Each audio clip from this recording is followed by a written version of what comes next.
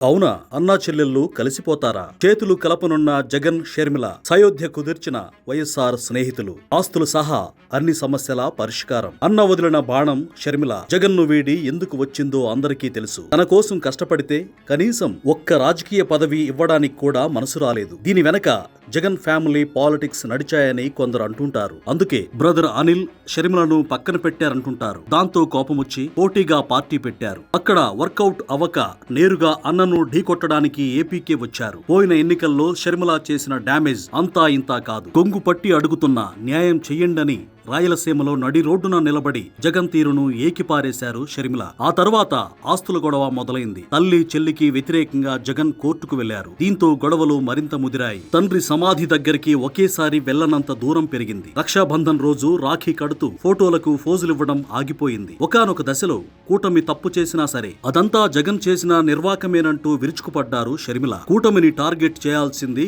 జగన్ ను లక్ష్యంగా రాజకీయ విమర్శలు చేశారు. కొన్నిసార్లు వైఎస్ భారతిని కూడా పరోక్షంగా ప్రస్తావించారు. అలాంటిది సడన్ గా వైఎస్ షర్మిలలో మార్పు కనిపిస్తోంది.